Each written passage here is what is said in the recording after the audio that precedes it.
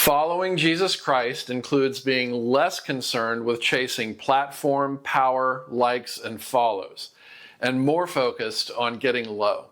The way up is the way down. We ascend by descending.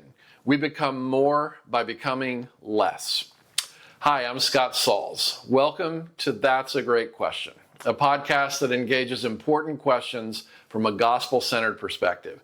Today's great question is, do you seek great things for yourself? By the end of this video, I hope we will all have a clear understanding of what greatness actually is. At first blush, the opening words of this video seem to discourage seeking great things for ourselves, and they run against the grain of almost everything we're told about leadership and success. They're countercultural words because the culture that surrounds us prizes self-actualization. It shouts to us very loudly, you must stand out, build your brand, assert yourself, look out for number one, go for the win. And yet Jesus taught and lived something very different than this. True greatness is found in humility. There is a form of greatness, but it's different than what we've been taught. It's different than the cultural air that we breathe. So picture this scene. Jesus, the Son of God, kneeling with a towel and a basin of water, washing the dirty feet of his disciples. The Lord of all doing the work of a lowly servant. And then he says to them, now that I, your Lord and teacher, have washed your feet, you should also wash one another's feet. That's John chapter 13, verse 14. Jesus washing feet was not about hygiene. It was a living parable. Greatness, Jesus was saying, stoops in order to serve. And in this way, as the great London Baptist preacher Charles Haddon Spurgeon once said, Jesus stoops in order to conquer. Jesus would also say, whoever wants to become great among you must be your servant. That's Mark 10. So let's be honest. So few of us are wired this way. This is especially true of high-achieving professionals, most of whom got where they are by being competitive, capable, confident, and assertive. Those traits can be a really good thing, but unchecked, they can also morph into arrogance, a domineering spirit, and a my way or the highway posture. It's the kind of leadership that demands that other people wash my feet, which is actually the opposite of true leadership. Think about the last time you encountered a truly humble leader, somebody who listens well, who admits mistakes, and who gives credit away. You probably trusted that leader more than you've trusted other leaders. You probably wanted to follow them. This is why Spurgeon could say that Jesus stooped to conquer. Jesus humbled himself, and humility carries a power and a credibility that force and domineering and ego never will. In his landmark book called Good to Great, the business researcher Jim Collins examined why certain companies not only achieve remarkable success, but sustained it over time. Collins' surprising discovery was that the common thread was not any particular strategy or market advantage or even the talent of its team members. The common thread, hands down, was the character of their leaders. According to Collins, the leaders of all of these great companies possessed a rare combination of what he called fierce determination on one hand and profound humility on the other hand.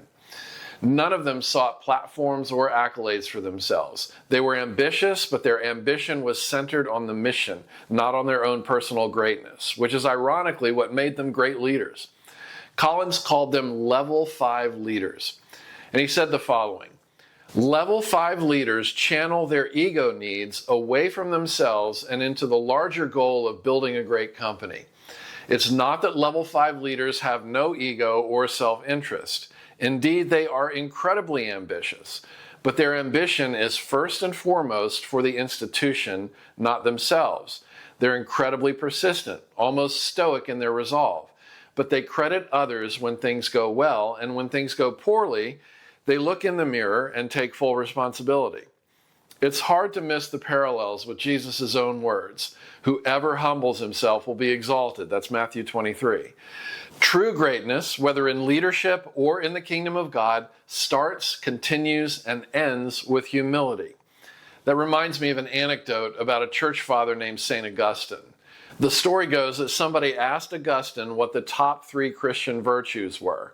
Augustine replied that the top three Christian virtues are humility, humility, and humility. And the Bible agrees with this. King David, even at the height of his power, faced a moment of public humiliation. As he fled Jerusalem during Absalom's rebellion, when his own son turned against him, a heckler named Shimei hurled insults and threw rocks at him. One of David's soldiers, outraged by the disrespect, offered to take Shimei's head off. That was the custom in those days. But David stopped him from doing this. And David said this, "If he is cursing because the Lord said to him, 'Curse David,' who can ask, 'Why do you do this?'" That's 2 Samuel 16. David was willing to consider that even his enemy's bitter words might contain something God wanted him to hear. That's a leader who understood that humility sometimes means receiving criticism without retaliation, even from people you don't respect. John the Baptist drew large crowds until Jesus appeared. When his own disciples grew concerned about losing followers, John said, "Jesus must increase and I must decrease." That's John chapter 3. John knew his role. His joy was to point to someone greater than himself. There's also Jesus' parable of the Pharisee and the tax collector in Luke chapter 18. The Pharisee boasted loudly about his own religious resume, but the tax collector humbly prayed, "God have mercy on me, the sinner." Jesus said the humble tax collector went home justified, adding this, "Those who exalt themselves will be humbled, and those who humble themselves will be exalted." When it comes to leading from a humble place, here are a few more features of what Jim Collins called the level 5 leaders. First, there's non-defensive self-awareness. Humble leaders are self-aware.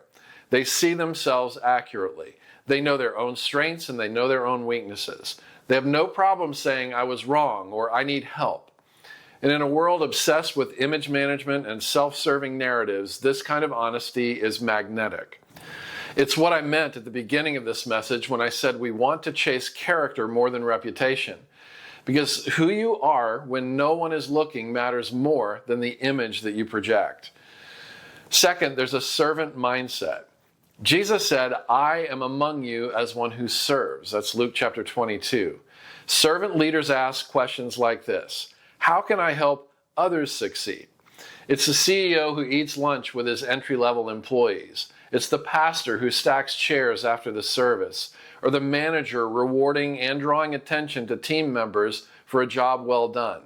Leadership is stewardship, not entitlement. Third, credit sharing and blame bearing. Proud, insecure leaders, and those two things, pride and insecurity, they always go together.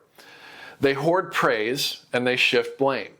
Humble leaders reverse that. Humble leaders celebrate other people's contributions and they own their own failures. Even Steve Jobs, with all of his complexity, was known to award Apple's designers and personally take responsibility when the company stumbled. Fourth, there's teachability. High-capacity people tend to be highly competent, but humility keeps them learning. They read, they listen, and they seek counsel. They usually listen a lot more than they speak. Like Nicodemus in the Bible, who was the respected teacher and pillar of the community who sought out Jesus at night, they're willing to ask questions and admit they don't know it all. Proverbs warns, "Do you see a man wise in his own eyes? There is more hope for a fool than for that man." That's Proverbs 26:12. And then in Jeremiah 45:5, God says, "Should you then seek great things for yourself? Seek them not." The issue isn't ambition. It's what we're ambitious for. That's the issue. Humility shifts the goal of ambition from making ourselves great to making much of God and to elevating others. Following Christ means valuing steady, everyday faithfulness more than chasing shiny objects and platforms. It means thinking about success as faithfulness in service, as opposed to more superficial measurements like money and fame and the praise of the crowds. We need only look to Jesus for the perfect picture of strength through cruciform humility. The Apostle Paul writes in Philippians 2 that though Jesus was God, he didn't cling to his rights. Instead, he made himself nothing, took the nature of a servant, and became obedient to death, even death on a cross. And because of that, God exalted him, Jesus, to the highest place. That's the pattern for us to follow. Humble yourself under God's mighty hand, and he will lift you up in due time. That's the Apostle Peter talking. When we lay down privilege in order to serve, when we apologize quickly, when we use power to elevate others, we are walking the path of actual greatness. This won't always trend online. Some people will see it as a weak approach. But in the long run, both in history and also in eternity, the leaders most remembered and the most loved are the ones who had those rare level 5 qualities of grit and humility. As we close, here are a few practical ways we can lean in.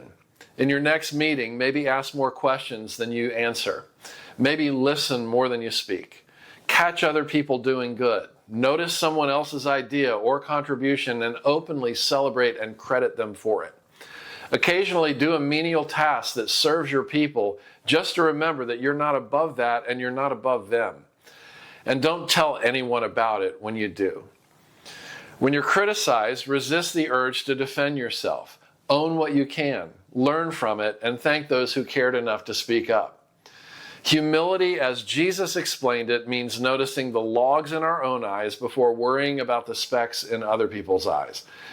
That all too rare posture also earns trust and fosters growth. There's just something about the teaching of Jesus. Things tend to work out better in our relationships, in our leadership, in our connections with other people when we humble ourselves as our Lord set the tone and set the pace for us. So are you striving to prove to yourself or to anyone else that you're great, that you're a big deal? Or are you leaning into the kind of greatness that lowers itself in order to serve and that stoops in order to conquer? One path keeps self at the center. The other path puts God and others at the center. And the irony is, when you choose the way of humble service, you never have to advertise it. People will take notice without you saying a word about it. It's a strange and wonderful thing. When we focus on becoming the kind of person we ourselves would want to be around and want to be led by, we often find that those very people start moving toward us because they want to be around us too.